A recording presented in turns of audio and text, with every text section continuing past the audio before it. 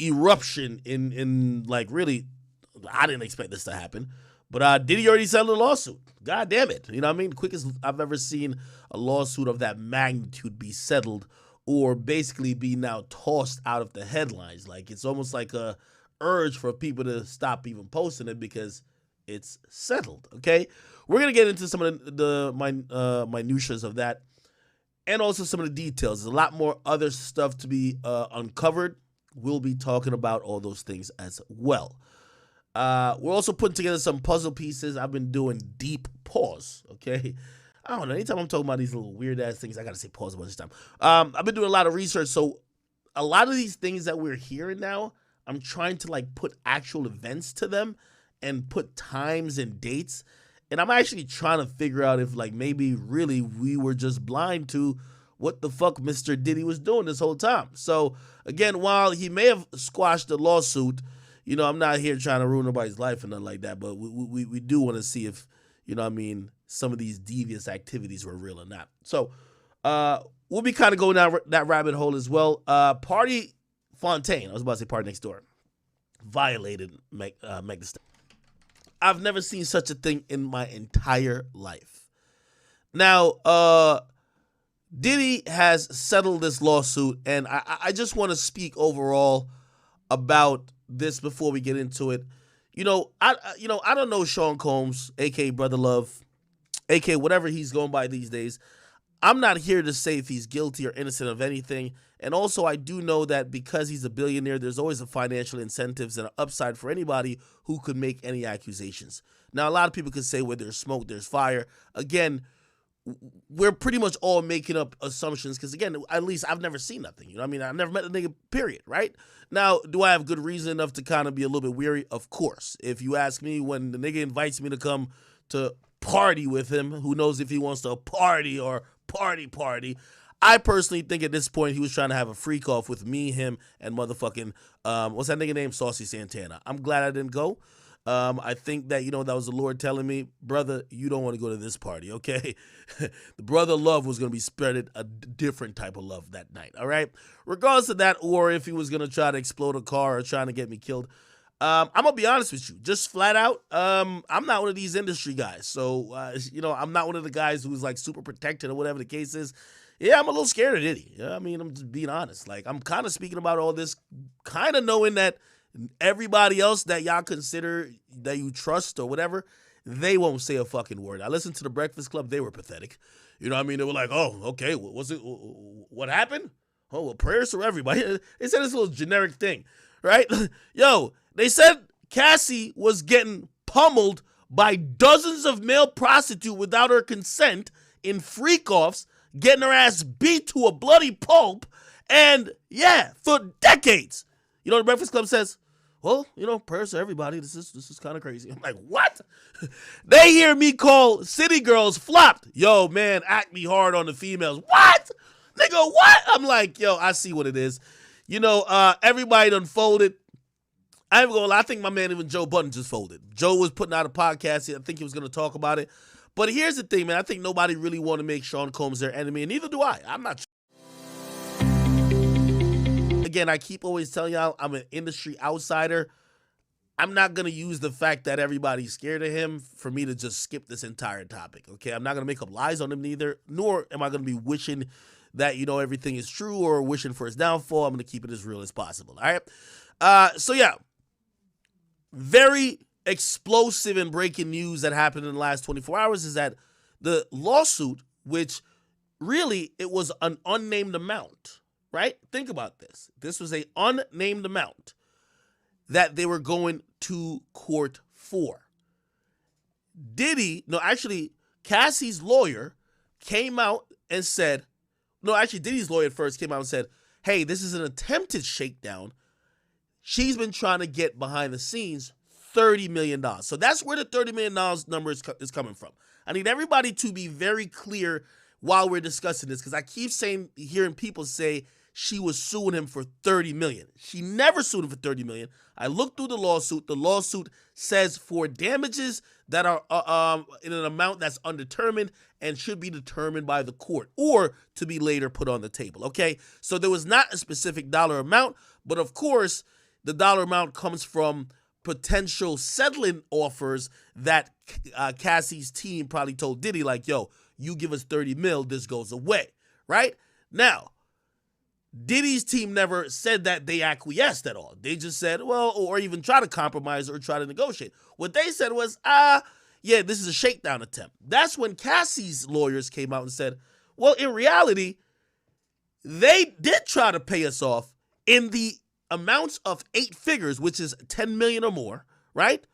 But clearly, they didn't get to the magic number of 30. Now, this is just me, right? This is my opinion. I don't know for a fact. I have to, and we're talking this out, just think logically. If my number was $30 million for me not to bring this lawsuit public, this lawsuit's public and it's now a whirlwind happening in your world. Plus, other women are gearing up to come out. People can't wait for a potential trial or deposition to hear more dirt. What else is this weirdo Diddy on? Other things are going to come out that's unsettling, unfavorable. It's going to make this guy look really like a creep, maybe somewhat of a sexual deviant that could be on some R. Kelly shit, right? If you ask me, Diddy paid more than $30 million. Just think about it. $30 million was the price before it hit the public. It hit the public and it's doing exactly what we wanted to do. It's fucking up your world. When you come back to us, I would say, nigga, you give us 40, we'll settle. We're not doing the 30 no more. So, again, I think it's safe to say, at minimum, the 30 was gotten. I think it's more because now at this point, you have Diddy panicking. You get what I mean? So, to settle it within 24 hours, it had to be, you have so much of the leverage, it had to be abundantly in your favor, which I believe is over $30 million, okay? I think maybe to the tune of 40, okay? And I'm sorry, that's let's extinguish this fire fund.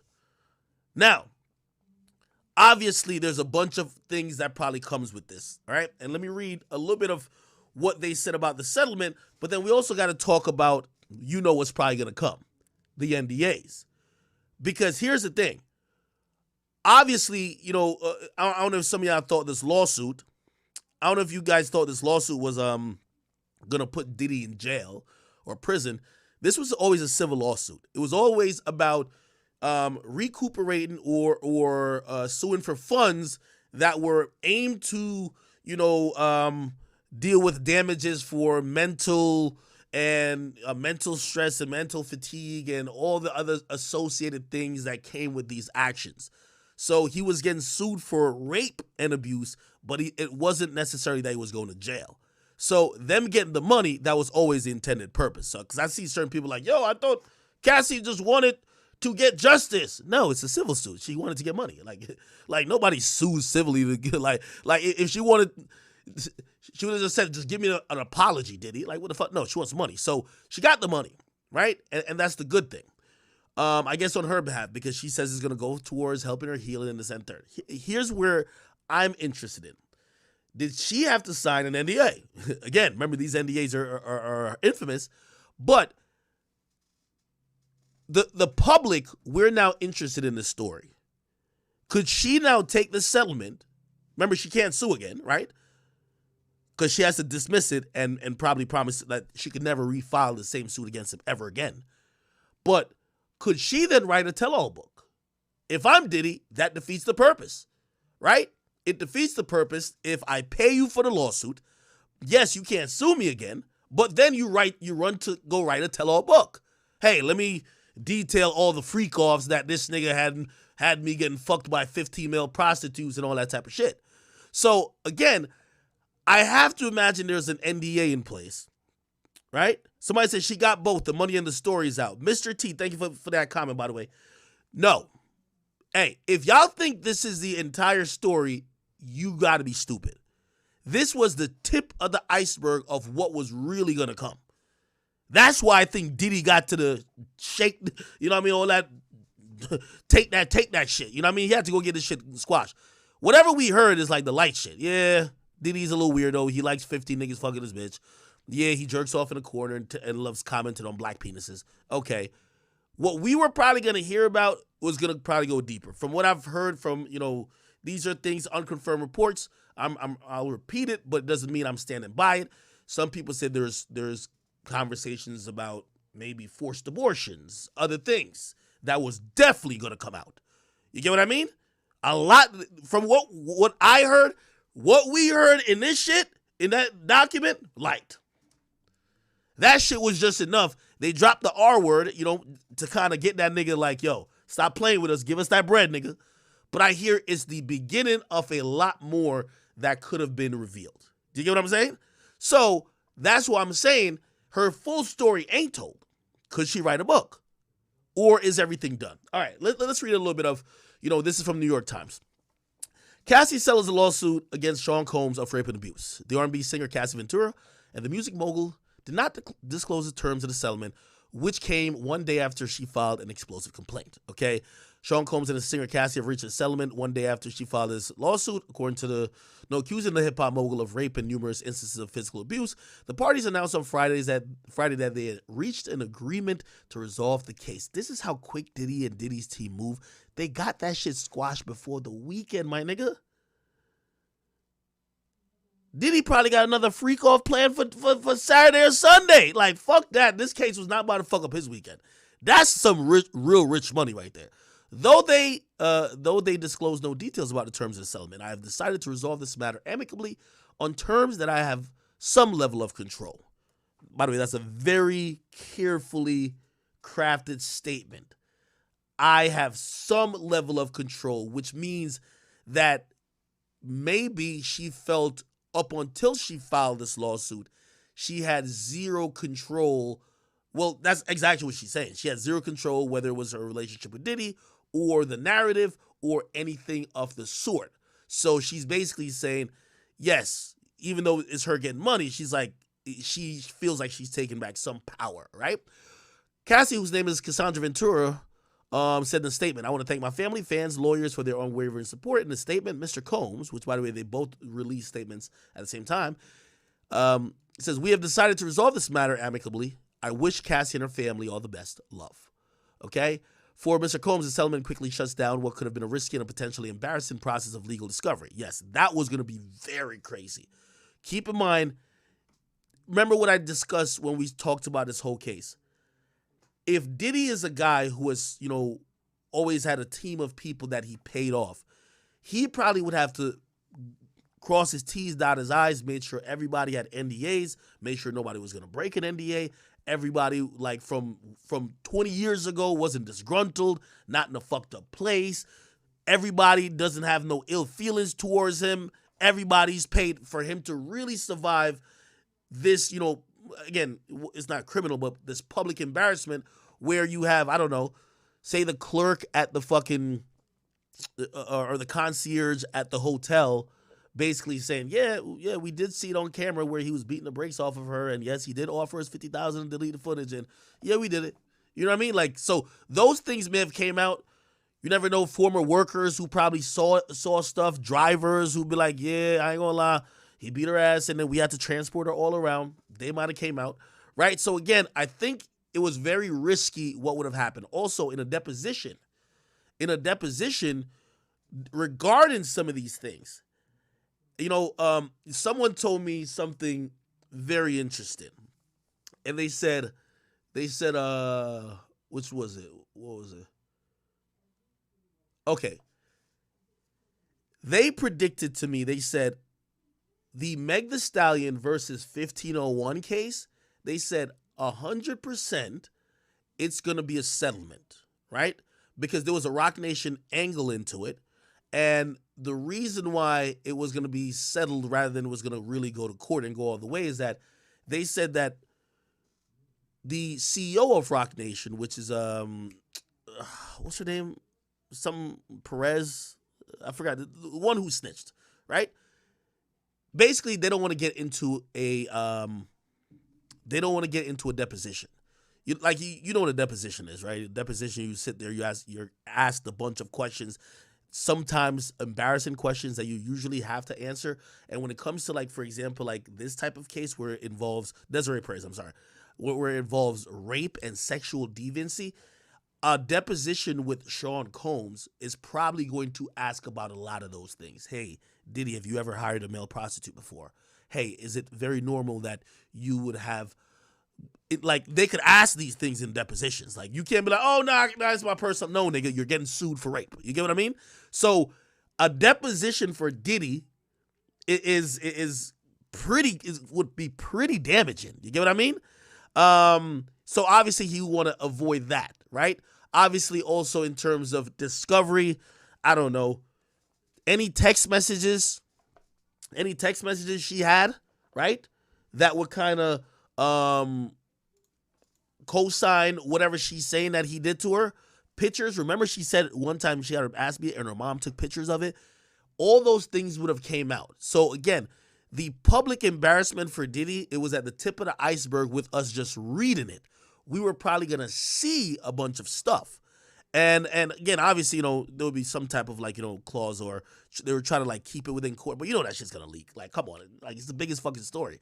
You know what I mean? So if there's fucking pictures of Cassie bruised up, it's just going to come out. If there's some pictures of the motherfucking freak off handcuffs that Diddy was using, or the jerk off chair that he was there just whacking off, and you know what I mean? All that shit was going to come out. So I think that's one of the reasons why he moved that quickly. Okay, anyway. So it says potential embarrassing process of legal discovery in which reams of evidence are made public.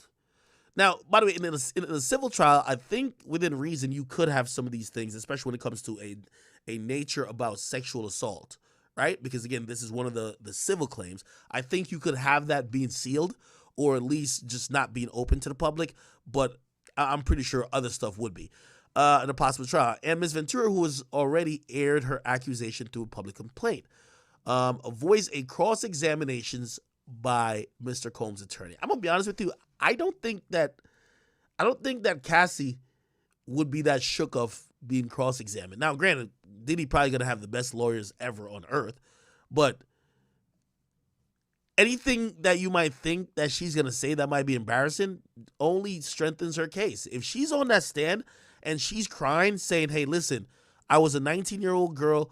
I wasn't even that much I didn't have that much sexual experience at that time.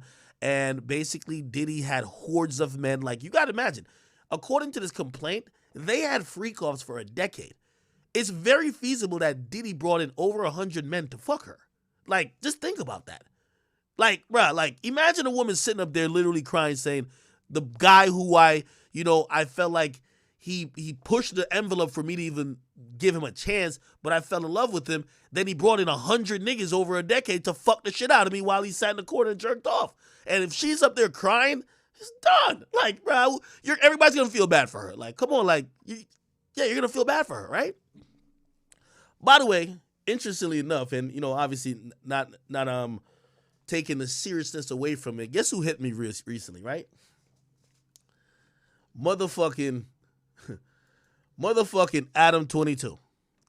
Adam 22 hit me and said, I was going to say this, but I don't know if this is the right time to say it. What's up with that nigga Diddy? And I was just like, man, you're right. I don't even know what to say. Remember I kept saying, only a white dude is cool with watching this girl getting piped out? Diddy done fucked it up, man. Fucked it up for all of us, man. God damn. Anyway, let's keep it going. In a lawsuit that drew international attention, Ms. Ventura, who was signed to Mr. Combs' Bad Boy label in 2005. By the way, their relationship, I believe, continued until 2017 or 2018. That's 13 years, bro. When she was 19, dated him for about a decade. She accused Combs of what she said was years of beatings, controlling behavior, and various forms of sexual abuse, including rape. In response, a lawyer for Mr. Combs, Ben Braffman, said Mr. Combs vehemently denied these offensive and outrageous allegations. According to the suit, which was filed on Thursday in district court, he assaulted her numerous times, leaving her bloody and bruised. She said employees sometimes took her to the hotel rooms for days to recover out of the public eye. In one of the suit's most disturbing allegations, she said that for years she was forced to participate in sexual encounters with a succession of male prostitutes as he watched, masturbated, and recorded videos. According to the suit, Mr. Combs called these events freak-offs, and they took place in a number of high-end hotels across the United States. They said he controlled every aspect of her life, paying for this and third, blah, blah. She never went to police because she feared it would merely give him another excuse to hurt her. Okay, cool. So yeah. Her lawyer also said, I'm very proud of Ms. Ventura for having the strength to go public with her lawsuit. She ought to be commended for doing so. All right. Chat, did I not tell y'all how this would end? I didn't expect it to end this quickly. But a lot of y'all were very bloodthirsty of the possibility that this was Diddy's day of reckoning and everything was going to come crashing down. And I told y'all, I said, listen, this is a civil suit. Diddy has over $1 billion. He could tie this shit up in litigation for decades till we basically forget about this. Not only that, what y'all think is going to happen, Diddy is known for having people around him that will not say nothing against him. Everybody who's probably important that she could rely on for a cosign, Diddy's probably going to keep in the fold. I think he pretty much just squashed this by doing a settlement. Now, I do think he did the settlement for a couple of reasons, right? Something that we discussed before, but I do believe that with this lawsuit out, it was probably emboldened a lot of other women to basically try to piggyback on it.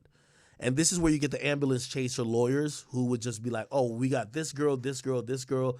Let's all link up together and let's look for the bigger bag from him, right? Now, he paid Cassie, which I think Cassie might be maybe the most notable name. I don't think J-Lo is coming out with nothing. And I'm going to be honest with you, Young Miami, she might be into this type of stuff. Like Young Miami's like a hood rat, bro. Like, come on. Like a 50-man like little joint with her. Like, come on, I can see it. You know what I mean? Like I think Young Miami, like, why is she complaining? I like it. I can see Young Miami on that type of shit. You feel me? You know what I mean? She was like gushing over getting peed on. You know what I mean? So come on, you know what type of girl that is. Like, you know what I mean? Bring 15 Opa Laka niggas. You know what I mean? Diddy be like, oh yeah, I need some Opa Laka. Come in here, man. Come in. Yeah, I fuck her while I. Yeah. All of that, man. Yeah, I can see all that shit happening. So I think he finally found the girl that's with the shit.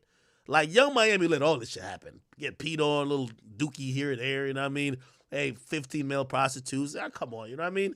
The only thing I don't think she gonna let happen is I don't think she gonna let the beatings happen. You know what I mean? She ain't gonna let that shit happen. You know what I mean? I don't think. All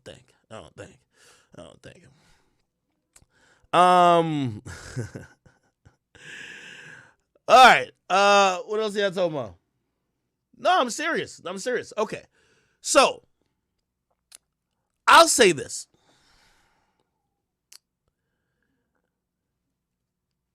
I want y'all to stop looking at this industry and think it's about fairness and about justice. When somebody goes to jail or gets imprisoned, rather than you think about how disgusting they are, and this is even, let me go to R. Kelly for a second, and nobody's putting on a cape, but I do have to point this out. R. Kelly ain't the only sick motherfucker in this industry. R. Kelly was just the only sick motherfucker in this industry with just nothing to offer nobody no more, okay? They looked up, they said, has this nigga wrote a Step in the Name of Love in the last couple of years? No? They ain't send that nigga to jail, man. What the fuck? The majority of these people are sick. What comes with, like, and by the way, you know, again, I don't know what Diddy did or what he didn't do, but let me kind of give my perspective as I've seen shit. And, you know, I've been lucky enough where I still feel like an outsider, but I've peeked behind the veil. I can see the fuckery happening, right? And I think all these people they start out being regular. I don't think most of these people are sick initially. But once you get a lot of power and fame, it fucks you up. You know what I mean? Like, you have people who walk around and think that they're deities or gods, people who believe that the money could do anything in the world. And obviously, when you put a regular human being exposed to an enormous amount of, you know, especially a man, sex, this and third, all of a sudden, some of these niggas, they start yearning for some other shit. They start getting kinks and all these other weird ways that they can satisfy themselves. If he was a nigga just still like in New York, you know what I mean, just hustling on the block, Do you think he's having a freak off, or he's just like just fucking maybe fucking two chicks on the block? Like, I don't think he's having freak offs. I really think this is a product of the music business. Now, I'm not absolving Diddy or any of these other guys, but I think this is why fame and having, infinite resources is dangerous, because it could create monsters, right? It creates people who basically then feel they're bigger than the law. They're bigger than the program. And in this situation, I think this is the exact situation you can say Diddy is bigger than the program. He's bigger than the program. I mean, but we've seen it before. Diddy was in a club when a nigga got shot in the face. Sean went to jail. Diddy's chilling. This situation, Cassie just described some shit like, bro, she sounded like somebody in Amistad or like somebody in Roots. Like, you know what I mean? Like, it sounded like some crazy shit. Nobody bats an eye. Nobody says a word. Everybody says, oh, let me send my prayers. A day later, shit's done. I wouldn't even be surprised, mark my words. Let me not put this on people, but the way how this industry works, now, this might have been a wake-up call for Diddy, too. I don't know who he's pissed off, who up in that echelon he's pissed off, but they checked his ass real quick. He's now paid his dues, and what's going to happen is that in the next week or two, some other crazy explosive shit's going to happen to some sacrificial lamb to drown this story out. Facts. Mark my word. In the next week or two, some crazy story you've never thought about. What the fuck? You forget about this shit in 2 weeks. Remember I told you.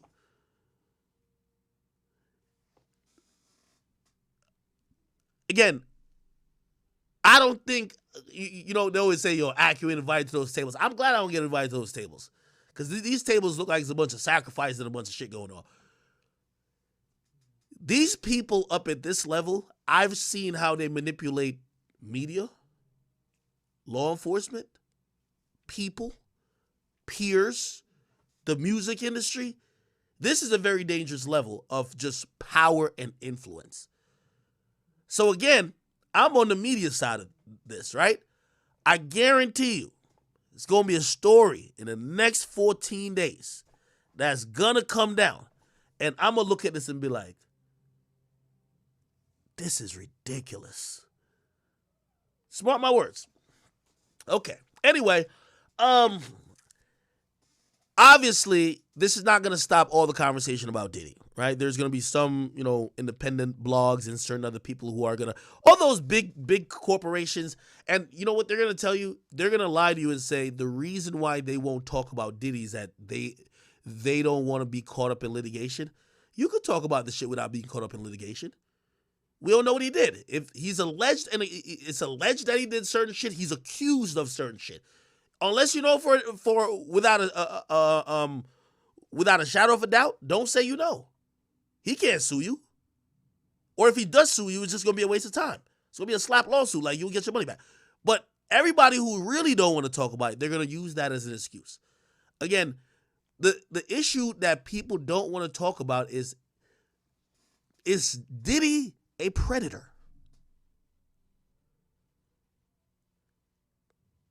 He's been accused of taking advantage of artists, of his peers, of getting over on people.